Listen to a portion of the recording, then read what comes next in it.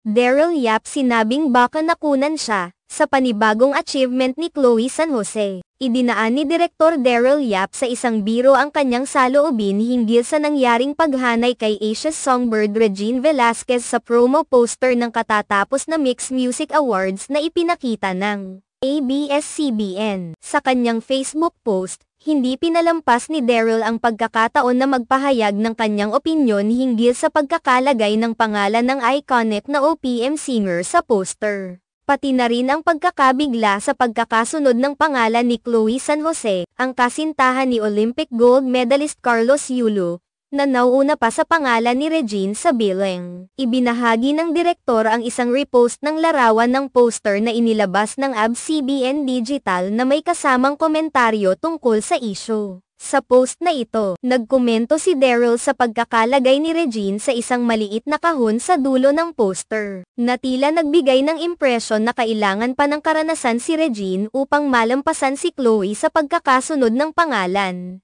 Eto pala yung nasa maliit at dulong box ang nag-iisang Regine Velasquez, kailangan niya pa ng experience para malampasan sa bilang si CHLOE, ang pahayag ng direktor, na tila tumatawa sa sitwasyon. Ang pagbibiro na ito ay nagpapakita ng kanyang pagkabigla at hindi pagkakaintindi sa nangyaring pagkakasunod ng mga pangalan sa poster. Ayon pa sa kanya, "Tawang-tawa ako. Kung buntis lang ako, nalaglag na." Isang biro na nagpapakita ng kanyang reaksyon sa hindi inaasahang pangyayari. Ang pahayag ni Daryl ay nagdulot ng mga reaksyon mula sa netizens, na nagbigay ng kani-kanilang opinyon tungkol sa issue. Marami ang nagtangkang ipaliwanag kung bakit nangyari ang ganitong pagkakasunod-sunod ng mga pangalan. Samantalang may ilan ding nagsabi na hindi nararapat na gawing biro ang isang seryosong issue na kinasasangkutan ang isang malaking pangalan tulad ni Regine Velasquez. Sa kabila ng mga reaksyon, makikita na ang post na ito ni Daryl ay hindi lamang tungkol sa pagpuna sa poster, kundi isang paraan din upang maipahayag niya ang kanyang opinyon sa pamamagitan ng pagpapatawa at biro.